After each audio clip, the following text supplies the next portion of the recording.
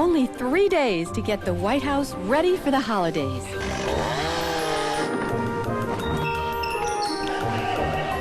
"72 hours of controlled chaos. And the results will be spectacular. Come home for the holidays with America's first family. This is the White House Christmas.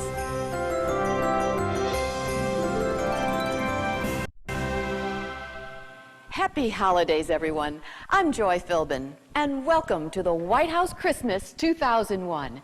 This historic home of the President of the United States is a magnificent sight all year long, but during the holidays, that splendor is elevated to a breathtaking level. In this special hour, we're going to take you behind the scenes for a look at just what it takes to deck the halls of the most famous home in America.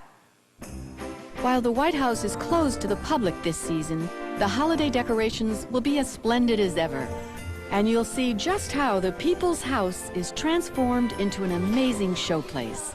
Staff members and volunteers have just 3 short days to complete the decorations. Furniture is carried out, and dozens of beautiful trees are literally dragged in, along with crates of ornaments, tinsel, and greenery. Seemingly overnight, this lovely historic home becomes a magical wintry forest. Plus, we'll visit some of the talented artisans chosen to make ornaments for the official White House tree. Watch as White House executive pastry chef Roland Mesnier creates his grandest holiday surprise yet.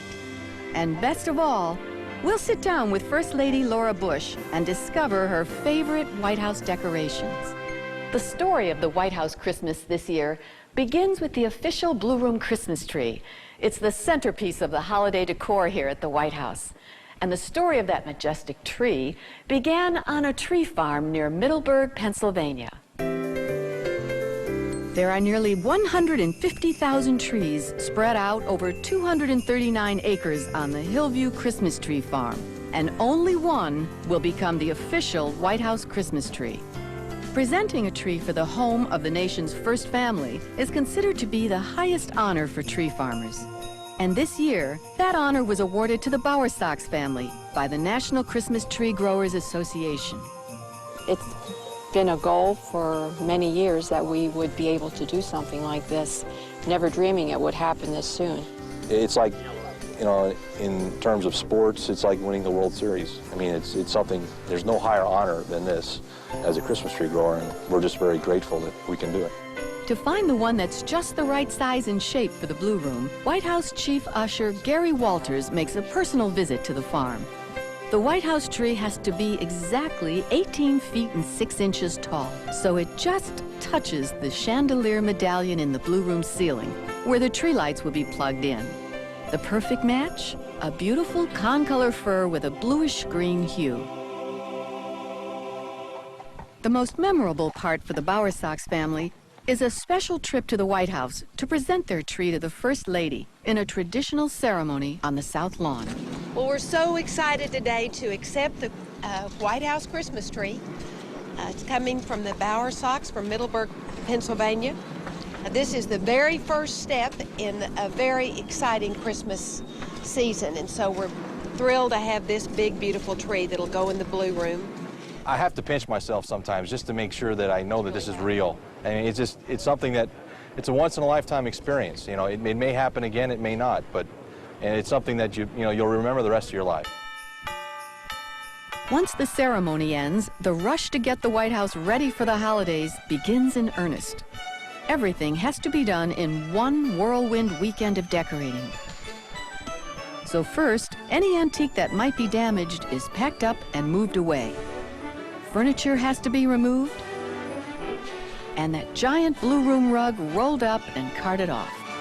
But the most delicate task of all is taking down a chandelier to make room for the tower, lowered into a large crate, then rolled outside, then, ever so gently, it's carried down the steps of the south portico. Set it down. Once the chandelier is safely out of the way, the White House is ready for holiday action. The official White House Christmas tree is only the beginning. This year, there are trees, and even more trees.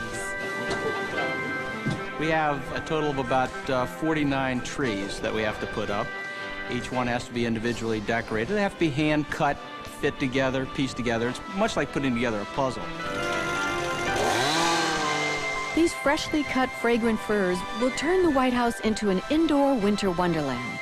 All told, it takes 32 Park Service employees to bring them inside and set them up. Only then can electricians start stringing the lights. And they have to finish before tomorrow morning, when volunteers arrive to begin placing the decorations. With so much to do, it's well into the evening hours before the most important tree of all. The 18.5-foot official White House Christmas tree is dragged up the front steps, through the foyer, and into the Blue Room. Chief Usher Gary Walters watches with pride as workers hoist it into a standing position, using a heavy rope looped through the chandelier hook.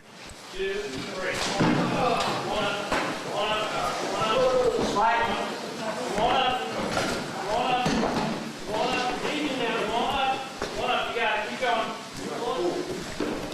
Then, after a few minor adjustments, the magnificent tree is in place. For years, the arrival of the official White House tree has marked the beginning of a whirlwind 3-day decorating frenzy.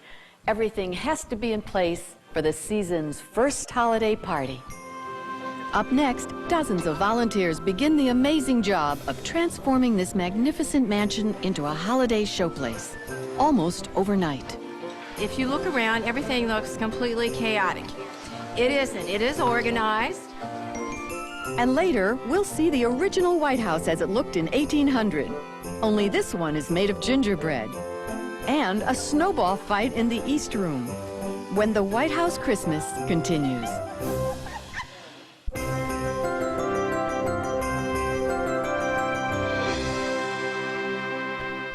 Welcome back. We're taking you behind the scenes as the White House decorates for the holidays. Now that the official White House Christmas tree is in place in the Blue Room, the decorating itself can begin. More than 40 volunteers, selected by the First Lady, are ready to go. The first task at hand, unloading truckloads of decorations.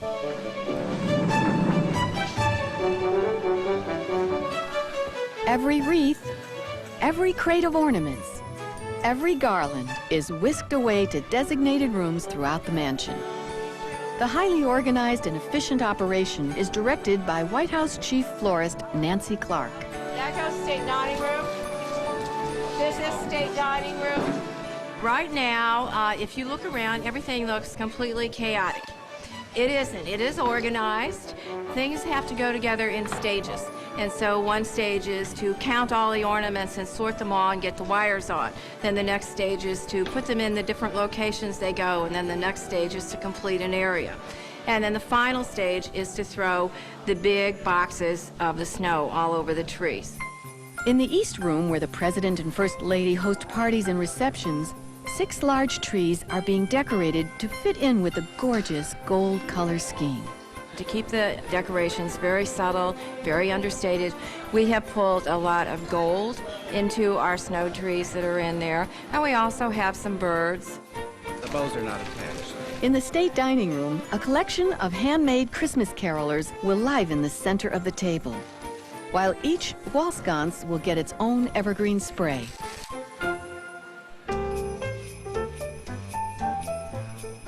When you walk in the grand foyer, we're hoping everybody goes, oh, because this is where we have all of the snow trees with the snowflakes and the icicle and the tinsel. Every sparkling icicle, every glittering strand of tinsel is carefully placed on individual limbs. But the most impressive sight of all is planned for the Blue Room. Per Mrs. Bush's interior decorator, we are going with a white, crystally looking Christmas, so everything should be either white, silver, or gold on the tree this year. This magnificent fir is at the heart of this year's White House theme, Home for the Holidays, selected by Mrs. Bush to celebrate the joy of family and home. Being with our families around the Christmas tree, all the different traditions and rituals that families have for around the holiday season are more important than ever.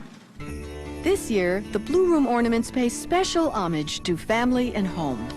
These unique handmade miniatures of historic American homes were created by talented artisans from every state in the Union. They were invited by Mrs. Bush to choose an historic house or place of worship in their state and recreate it in their own medium. In keeping with the color palette chosen by Mrs. Bush for this year, the decorations were to be made primarily in shades of white. Fostoria, Ohio glass artisan Jim Maxwell was contacted by the White House this year after they learned about an ornament he made for the Ohio governor's mansion last year. Jim chose the same mansion, the Malcolm D. Jeffrey home near his home in Fostoria, to appear on his White House ornament as well. The process for creating this round glass ornament begins in a 2100-degree furnace. Jim dips a blowing pipe into the molten glass, removes it, and rolls it into a cylinder shape. He then blows into the pipe, creating a bubble that will become the ornament. Once the shape is perfected, Jim breaks the ornament off of the pipe and slowly cools the bulb overnight. Then the glass ball is ready for more intricate detailing. Jim creates the design on a piece of vinyl resist and applies it to the glass ornament. The vinyl will protect the design during the next step, sand carving, where a layer of the glass will be blasted away with a high-pressure stream of aluminum oxide, leaving a white frosty look around the design of this historic home. Jim is careful to leave the backside of the ornament clear so that he can see through the glass to hand engrave the details of the house. Sitting at his glass lathe, Jim creates the detail using stone wheels. When I started the project, I started by blowing 6 to 8 glass ornaments and started through the process of all the sand carving and the hand cutting and engraving. And when I got to the end, I looked at the 6 different ornaments and decided which one was actually the best one. And the best of Jim Maxwell's ornaments came to Washington and will now hang on the White House Christmas tree. Up next, White House executive staffers take us home for the holidays in a very special way. And what's the glue that holds together a giant gingerbread house? We'll find out as White House executive pastry chef Roland Mesnier creates his most spectacular creation ever when the White House Christmas continues.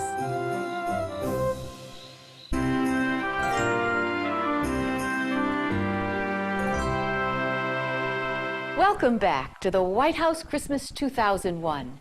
Each year, one of the biggest highlights of the White House holiday celebration is the amazing creation by executive pastry chef Roland Mesnier. And this year, Chef Roland plans to outdo himself again, creating his most spectacular gingerbread masterpiece ever. The architectural plans are to scale, the details are accurate, but this building is about to be created in gingerbread. As a perfect reflection of her home for the holidays theme, Mrs. Bush decided this year's gingerbread house would be a recreation of the original White House as it appeared in 1800. As always, White House executive pastry chef Roland Mesnier and his staff were up to the challenge. In a special workspace set up downstairs in the White House China Room, he started work piecing together his sugary creation. The house is totally built of gingerbread and chocolate and marzipan. All the support inside are made usually with leftover gingerbread like this. We cut them into pieces, we stack them into corners with chocolate in between to secure each corner of the building. And it's going to need plenty of support. This creation takes more than 80 pounds of gingerbread, the most Chef Roland has ever made. Every year, somehow, we always say we're going to scale down, but it never happens. It always gets bigger and bigger. And what holds it all together? Chocolate. 30 pounds of rich, luscious chocolate. It's not quite ready to be assembled yet, so we'll check back on his progress a bit later. In the meantime, other White House staffers have been creating their own very special holiday displays. Miniature replicas of the private homes of past presidents. I love the little houses that were built by the plumber and the electrician and the carpenter and all the people that work at the White House. Taking original floor plans from 19 former presidents' homes, they reduced them to scale and began construction. Everything was done in a half-inch scale, pretty much. The roofs were a little different. We used quarter-inch and eighth-inch material for some of the roofs. After the frameworks were put together, White House employees began adding details, like the carefully painted brickwork on this model of the Ulysses S. Grant home in Galena, Illinois. I decided after looking at the house that I'd like to make it look as much as I could as the pictures that I had seen. So I decided to hand paint all the brick on the house, which on this one, which is a fairly small home, it took about a week to shade in and paint all of the brickwork on the house. Similar details were added to Wheatland, the Lancaster, Pennsylvania home of President James Buchanan. We painted the brick by hand to give it a more realistic and textured effect so that it would indeed look more like a brick home. Since Wheatland's dormer windows are rounded, Rick had to come up with a way to do the same thing on the model. We bought prefab dormers and they weren't rounded, so I had to make the dormers myself. We made them out of plastic, using plastic and putty, drywall putty. The largest presidential model was Hyde Park, the home of Franklin Delano Roosevelt. Hyde Park was an interesting house to build because you had a number of combinations. On the ends of the house, you had stonework, and in the middle section of the house, it was like a concrete stucco finish. The true pride of these White House staffers shows in the intricate details of their work. Yesterday marked my 9th anniversary here at the White House. This was a huge honor to be selected to be able to do this for the first family. I really thought it was neat. This same pride is shared by the artisans who created one-of-a-kind ornaments for the Blue Room Christmas tree.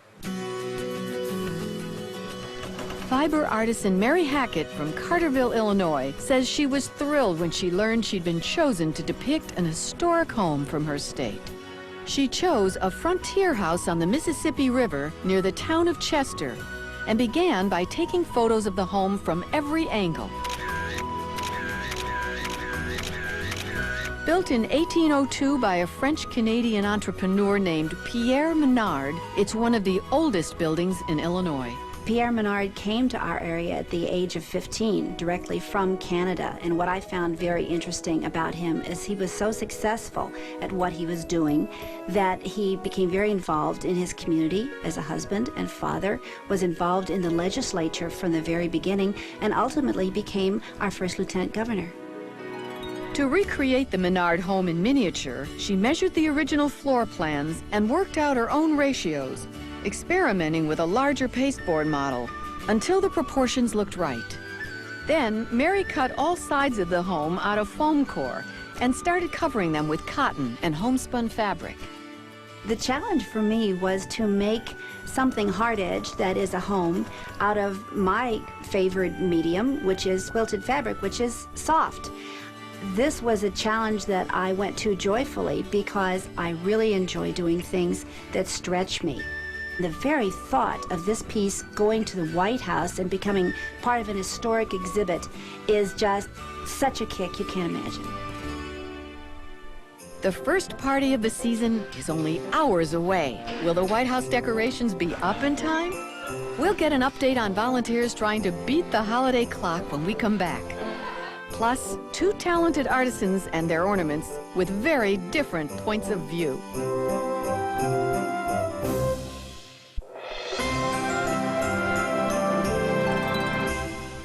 Welcome back to the White House Christmas 2001. I'm Joy Philbin.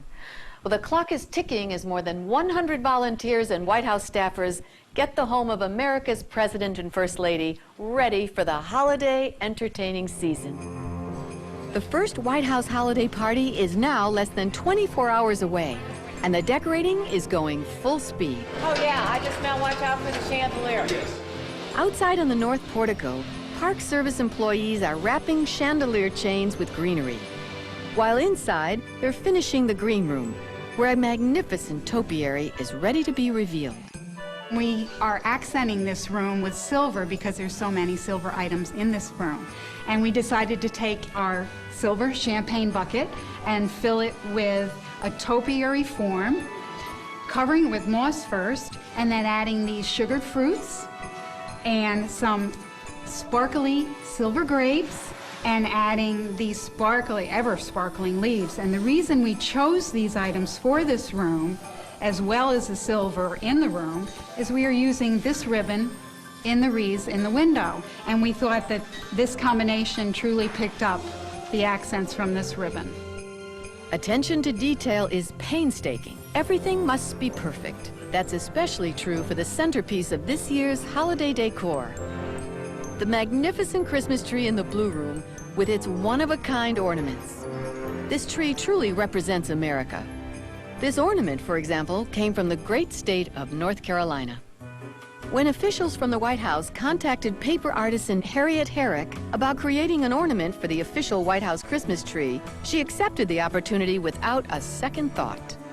It was exciting to find that I was going to have an ornament on the White House tree. She decided to create a depiction of the Biltmore Mansion, which is near her home in Black Mountain, North Carolina. The Biltmore is really right next door to us, and so it was a natural choice for me to choose the Biltmore as a historical home in this area. It's very large. It has 250 rooms. It's a fascinating place. Harriet then began to figure out how to recreate a mansion the size of the Biltmore as a Christmas ornament. So I started condensing it by folding in the sides. That's as much as I wanted, but it still is not a very pleasing shape to me. Harriet's solution was creating a unique perspective of the home, almost as if you were lying at the base of it looking up. She began by drawing a mirror image of the home's facade on paper, then traced it onto a heavier piece of paper, which eventually became the first layer of the three-dimensional ornament. Then she carefully cut out the shapes and repeated the process with the second and third layers. Then she put each layer together, separating them with a thin strip of foam core. She then began the delicate task of gluing all the pieces together. For even more intricate features, she cut out tiny decorative accents and then attached them to the top of the ornament using straight pins, resembling the home's decorative spires. The result of all this painstaking detail is a small replica of the historic Biltmore Mansion, fashioned into an artistic paper ornament for the White House Christmas tree. Another North Carolina artisan helping to decorate the Blue Room Christmas tree is Len Barnhart from the Piedmont town of Mount Pleasant. A middle school art teacher, Len has been making 3D clay reconstructions of historic homes for 4 years. What's unusual about them is that they're built from a bird's eye perspective.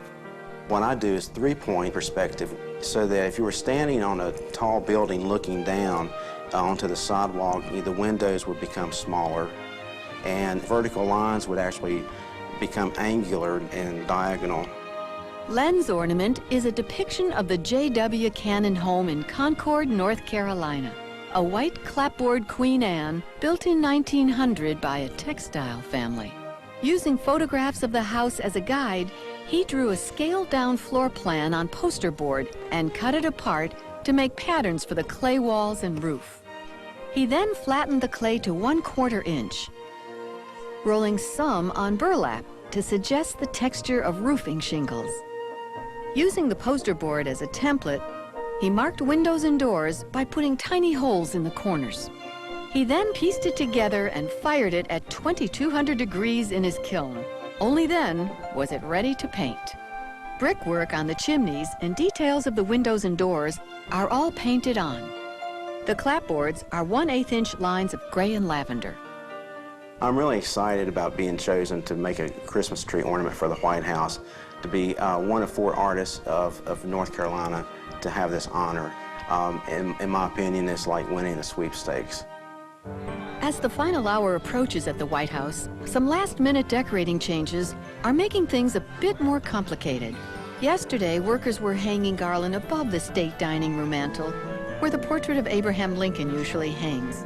Today, it was decided that a garland simply resting on the mantel would be more fitting and elegant. That sense of simplicity comes from a rich history of holidays here at the White House. In the 19th century, there wasn't very much decorating here in the White House. Christmases were always considered family holidays, not celebratory social events. And so there were natural greens and cones and so forth, but it wasn't decorated to the extent that it is today. In fact, Theodore Roosevelt was a very ardent conservationist and didn't allow his children to have cut trees in the house. But one Christmas, his small boys got a small little lighted tree and hid it in a closet in the White House attic, and on Christmas morning took President and Mrs. Theodore Roosevelt there to see the tree, and he allowed them to keep it. 30 years later, during the administration of Franklin Roosevelt, one simple holiday tradition was a presidential reading of Charles Dickens' immortal story, A Christmas Carol. As late as the 1950s, there still wasn't an official White House holiday theme, but First Lady Mamie Eisenhower filled the presidential home with 20 decorated Christmas trees and invited the family to gather during the holiday season. It wasn't until 1961 that Christmas decorating themes were established at the White House. Jacqueline Kennedy chose the Nutcracker as the first White House Christmas theme, and that tradition has continued ever since. Rosalind Carter chose American folk art for the 1979 Blue Room tree. In 1985, Nancy Reagan hung vintage Christmas cards as ornaments. Barbara Bush's ornaments in 1991 were done in needlepoint. And in 1995, Hillary Clinton featured "'Twas the Night Before Christmas" in her holiday decor. And with the 2001 Blue Room tree, First Lady Laura Bush pays tribute to Home for the Holidays. When the White House Christmas returns, from hand-tooled Western boots to an 18th century flower painting technique, stunning handmade ornaments for the majestic Blue Room tree. We'll also see how close the volunteers are to meeting their decorating deadline. And later, a very special treat as First Lady Laura Bush talks about her magical winter wonderland.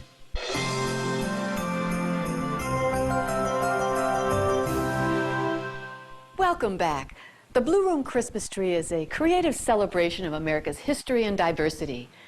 And when the White House asked several artisans from around the country for their help with the decorations, those talented individuals proudly answered the call. One of the holiday traditions at the White House is creating a sense of surprise. That magical moment when all the decorations are finished and shared with visitors for the first time. So when 86-year-old Arizona bootmaker Paul Bond received a letter from the White House asking him to create a Christmas ornament, he was happy to keep the request a secret. To get this call from the White House to build an item, and we were asked to not say anything about it, and so we certainly honored that part. We didn't talk about it, but Mark and I talked between ourselves on it all the time, how to make it to where it would represent Arizona. Having made custom boots since 1929 for people like John Wayne, Clint Eastwood, and Roy Rogers, Paul knew a thing or two about making boots. The tiny baby boots he decided to create were just small enough to meet the stringent White House requirements. But they were still big enough to honor a mission built more than 400 years ago by Native Americans in Paul's hometown of Nogales, Arizona. The mission means to us here in Arizona, it's kind of a reminder of the founders that came up through here. And like all the other ornaments on the tree, the boots had to reflect this year's color scheme, shades of white. And all white did throw us a little bit to get a detail in all white. But there are shades of white. There's a flat white, and a shiny white, and a pearl white, so I combined them. So Paul started the process by cutting the pearl white leather to the correct size and shape. I made the Michelin just really a snow white with kind of an engraved effect on the leather to where it had a little standout to it. It wasn't completely smooth. Each boot is embellished with the name of the mission, San Cayetano.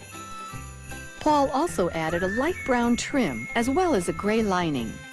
Even though some of Hollywood's biggest names have walked in Paul's handiwork, he says being asked by the President and First Lady to create an ornament for the White House is still a thrill of a lifetime.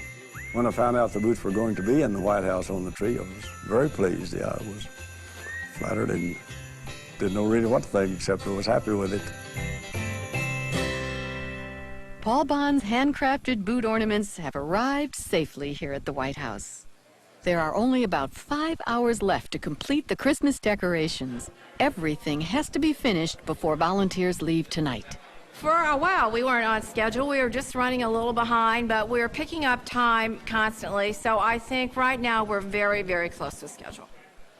Volunteers are busy decking the grand staircase leading to the private residence with garland, while others place the final snowflake ornaments and icicles on trees in the foyer. Downstairs, executive pastry chef Roland Mesnier is making great headway on his gingerbread White House. But there's lots more to be done before his spectacular creation is finished. We finally got the side wall up and the roof, and in, like these pieces, the most difficult part, the most difficult piece to put in is always the last one.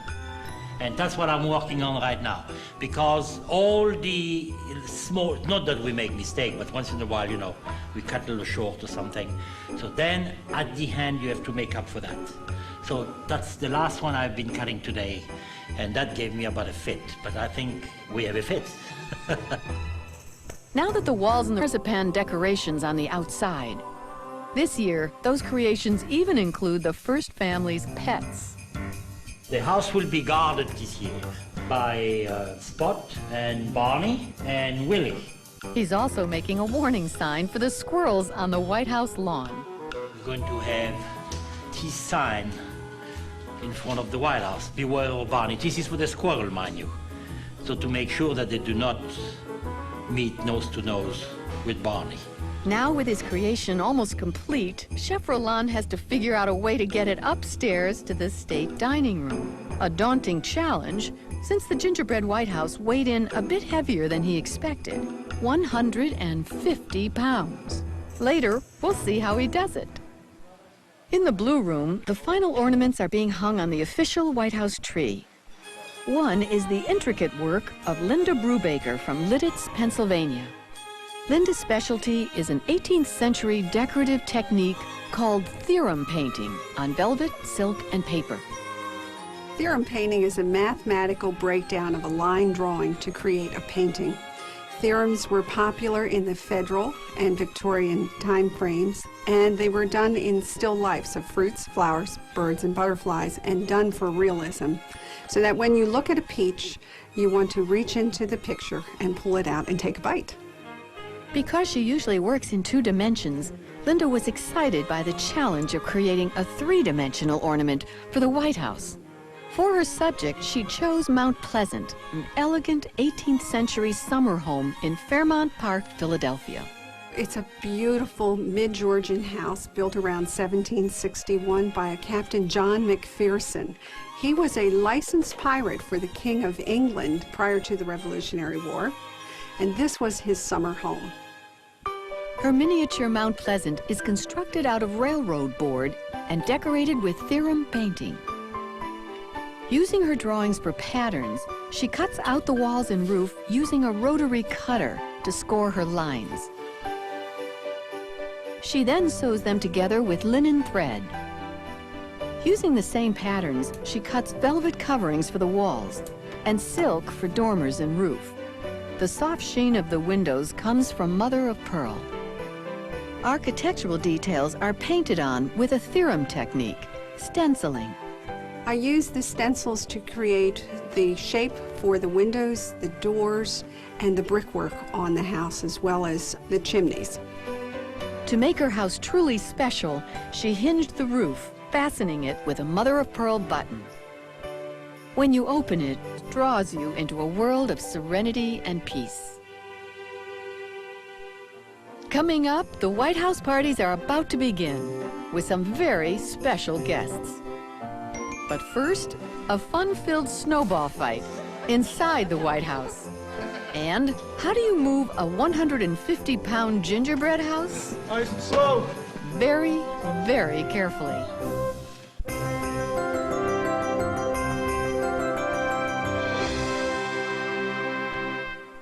Welcome back to the White House Christmas 2001. I'm Joy Philbin.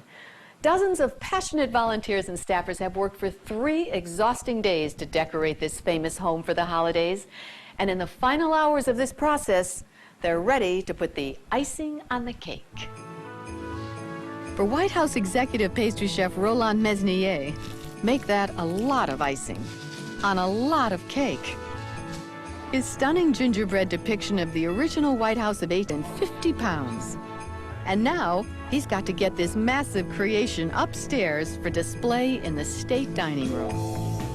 It's a delicate procedure.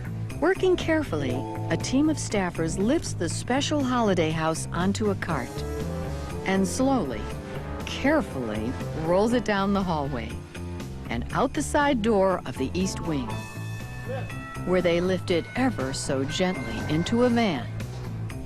Then it's off on a slow, slow trip to the White House front door, where they carefully remove it from the van and carry it up the stairs of the north portico, in the front door and through the foyer, and into the elegant state dining room, where finally, Chef Roland breathes a huge sigh of relief. That's it. Thank God. Finished. With the gingerbread house safely in place and all the unique handcrafted ornaments on the trees, this holiday wonderland is only missing one thing to make it a truly classic Christmas scene: snow. I need to take handfuls of it and throw it right in. Math, honey, just throw it. Right there you go. Or you can just throw it back. Just the big handfuls. Keep throwing it. Okay. Stop that, you guys. I've been over it. You know, you guys, it's the only time you'll ever have a snowball fight in the White House. So after one long, hectic weekend of decorating and a few flying snowballs, the stately and historic White House is ready for its first party of the season. And that party has a very special guest list. Mrs. Bush is hosting a reception for all of the hardworking, dedicated volunteers who help turn the People's House into a glorious home for the holidays like no other. This is their chance to sit back, be a guest, and enjoy the spectacular Christmas wonderland they've created. Usually the volunteers react to the house when they first see it with absolute awe. When they come into the party, everything is absolutely spotless, completely cleaned up, and suddenly they are a guest. The volunteers have to feel so proud when they can see the whole house set up and know that they had a part in making this, or they had a part in doing the bows, or they hung the snowflakes. They have to just be so proud of everything that they've done. In addition to the volunteers, Mrs. Bush has invited all of the artisans who created ornaments for the Christmas tree in the Blue Room to come and see their original works of art on display at the White House. I was really surprised. I walked through the door and I'm looking all over the tree, and then I realized right in front of my face is the ornament of the Biltmore that I had made. It was really neat. Mrs. Bush asked me what ornament I had done, and I said I did the Biltmore in North Carolina, and she said, oh, that was one of my favorite ones. So she had actually seen it, and I didn't expect that she really personally would have seen my ornament.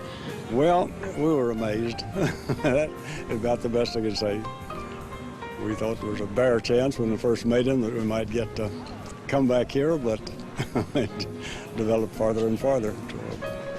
It is an honor that's very, very hard to describe, because to be singled out to help represent Pennsylvania for the greatest house in the United States, it's just thrilling beyond belief. I keep wanting to pinch myself and say, wake up, Linda, wake up. Coming up next, our grand tour of the White House Christmas 2001 begins. It's so fabulous to be able to live in this beautiful house, and especially at Christmas, with all the lights and the snow and the icicles. It's a magical feeling.